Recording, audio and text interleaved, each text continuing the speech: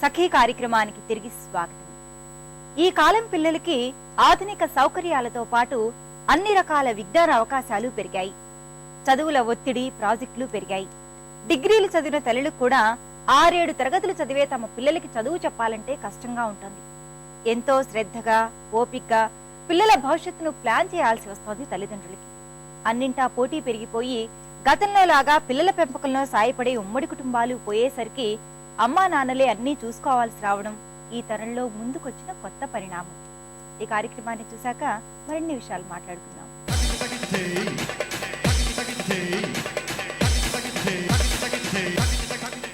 నమస్కారం. ప్రతిరోజు విభిన్న రుచులను మీకు పరిచయం చేస్తున్న వంటల సందడి కార్యక్రమం ఈ రోజు కూడా మీ ముందుకు వచ్చేసింది. మరి ఈనాటి వంటల సందడి కార్యక్రమానికి విజయలక్ష్మి గారు గెస్ట్ గా వచ్చారు. విజయలక్ష్మి గారు ఒక సరికొత్త వంటకాన్ని మనకి పరిచయం చేయబోతున్నారు. మరి ఆ వంటకం ఏంటో వారిని అడిగి తెలుసుకుందామా? ముందుగా విజయలక్ష్మి గారికి స్వాగతం చెప్పేద్దాం. నమస్కారం విజయలక్ష్మి గారు. నమస్కారం అండి. సో విజయలక్ష్మి గారు, ఈ రోజు మన సకులందరికీ ఒక కొత్త వంటకాన్ని పరిచయం చేస్తున్నారు. ఏంటది? బెంగన్కా భర్త. సో మరి బెంగన్కా భర్తకి కావాల్సిన పదార్థాలు చెప్తారా? చెప్తాను. పెద్ద వంకాయ, నూనె, పచ్చి బఠానీలు, కరివేపాకు, ఉల్లిపాయలు, కొత్తిమీర, పసుపు, పచ్చిమిర్చి, టమాటాలు, తాలింపు దినుసులు, ఎండుకారం, ఎండుమిర్చి, ఉప్పు, ఇంగువ, జీరా పౌడర్, అల్లం ముక్కలు, వెల్లుల్లి ముక్కలు, ధనియాల పొడి, గరం మసాలా. తయారు చేసే విధానం చెప్తారా? మొదటిగా ఈ వంకాయకి నూనె రాసుకుని స్టవ్ పైన కాల్చుకోవాలి. నూనె రాసి కాల్చాలా? ఎందుకలా? ఎందుకంటే ఈ పొట్టు తొందరగా మంచిగా వచ్చేస్తుందండి. లేకపోతే అక్కడక్కడ అట్లాగే ఉండిపోతుంది. అయితే నూనె రాసి దాన్ని కాలిస్తే ఈజీగా వచ్చేస్తుంది. అవునండి. ఆల్రెడీ నేను కాల్చి తీసుకుని వచ్చానండి. Okay okay. సో నెక్స్ట్ ఏం చేయాలంటారు? ఫస్ట్ ప్యాన్ పెట్టి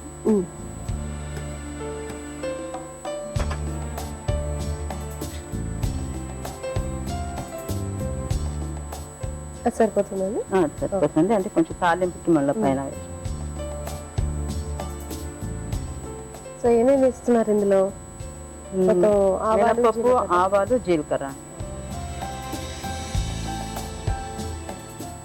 తర్వాత ఎండుమిర్చి అండి,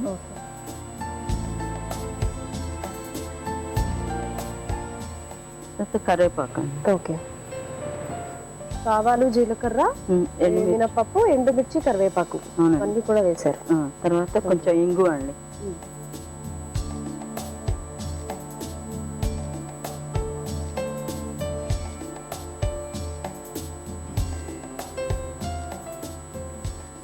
ఉల్లిపాయ వేసిన తర్వాత కొంచెం ఉప్పు వేస్తే తొందరగా మగ్గిపోతుంది. విజయలక్ష్మి గారు కొంచెం మగ్గినట్టున్నాయి కదా? మగ్గినాయి అండి. ఓకే. తర్వాత టమాటాలు వేసుకున్నాం. ఓకే. తర్వాత బఠానీలు వేద్దామండి, పచ్చి బఠానీ. తర్వాత కొంచెం పసుపు వేస్తాం. తర్వాత ఎండు కారం వేస్తాం.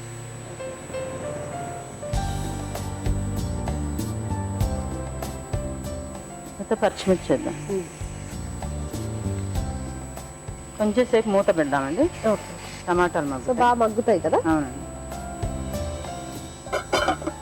విజయలక్ష్మి గారు ఒకసారి చూద్దాం. అయితే చూద్దాం. చూడండి ఒకసారి. టొమాటోస్ మగ్గినట్టేనా? మగ్గినాయండి. ఓకే. అల్లం ముక్కలు వేసామండి. తర్వాత వెల్లుల్లి, ఇంకా ధనియాల పొడి వేస్తామండి. జీరా పౌడర్ అండి. ఓకే. ధనియా పౌడర్, జీరా పౌడర్ రెండు వేస్తారు కదా? ఇది మగ్గిపోయింది కదండి. ఇందులో ఇప్పుడు మనం గుజ్జు చేసుకుని పెట్టుకున్న వంకాయ ఉంది కదండి, అది ఇందులో వేసేది. ఓకే.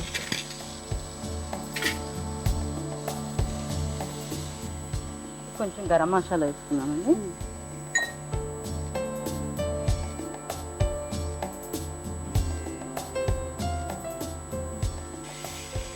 ఇది అయిపోయిందండి. దీని పైన తాలింపు వేసుకున్నాము.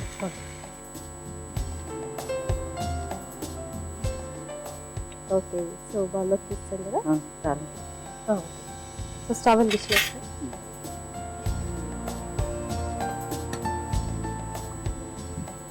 కొంచెం ఆయిల్ వేసుకోవాలా? అవునండి.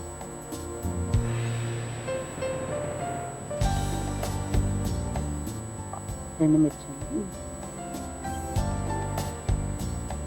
తాలింపు దినుసులు. సో ముందు మనం కొద్దిగా వేస్తాం కొంచెం పోపు, వేస్తున్నాం. తర్వాత మళ్ళీ కొంచెం అంతా అయిపోయాక కూడా పైన పోపు పెట్టుకోవచ్చు. అవునండి. కొద్దిగా వేగిన తర్వాత అప్పుడు కరివేపాకు వేసుకోవాలా? అవునండి.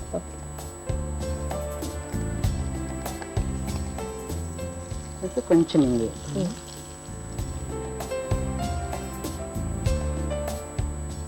ఇది ఎగిపోయింది ఉషా.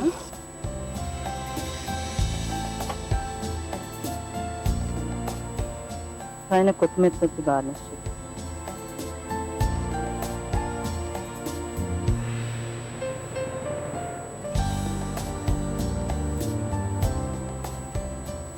సో बैंगन का భర్త రెడీ అయిపోయింది. ఎప్పుడెప్పుడు రుచి ఇద్దామని ఎదురు చూస్తున్నాను నేను. చేస్తారా? ఇచ్చేస్తాను. ఓకే. సో ఉషా, బెంగన్ కా భర్త రెడీ. చాలా ఎలా ఉంది? స్మెల్ అయితే అదిరిపోయిందండి. సో చూస్తున్నారు కదండి, బైంగన్ కా భర్త రెడీ అయిపోయింది. అయితే బైంగన్ కా భర్తకి కావాల్సిన పదార్థాలు ఏంటో, తయారు చేసే విధానం ఏంటో తెలుసుకున్న తర్వాత దీన్ని రుచి చూసేద్దాం.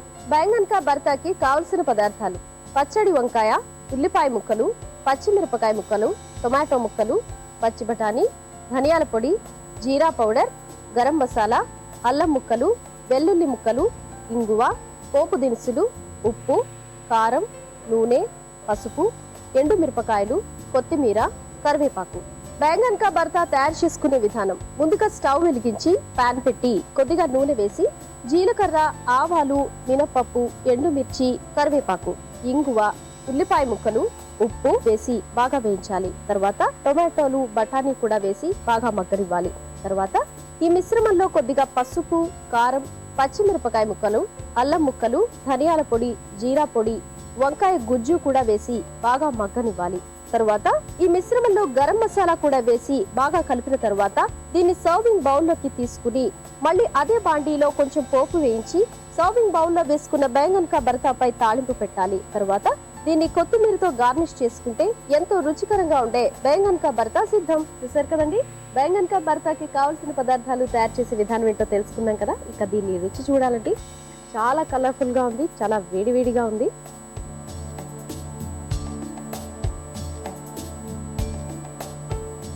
సో విజయలక్ష్మి గారు, నిజంగానే మీరు చెప్పినట్టు బైంగన్ కా భర్త చాలా చాలా బాగుందండి. చాలా ఒక డిఫరెంట్ గా ఉంది, టేస్ట్ కమ్మగా కూడా ఉంది. సో ఇంత చక్కటి ఒక వెరైటీ వంటకాన్ని మన సఖులందరికీ పరిచయం చేసినందుకు సఖి వంటల సందడి తరపున మీకు ప్రత్యేకంగా ధన్యవాదాలు. సఖీలో నాకు ఈ అవకాశం ఇచ్చినందుకు సఖీ వాళ్ళకి ప్రత్యేకమైన ధన్యవాదాలు చెప్తున్నాను. సో చూస్తున్నారు కదా సఖులంతా, మరి ఇలాంటి విభిన్నమైన వంటకాలు మీకు కూడా వచ్చా?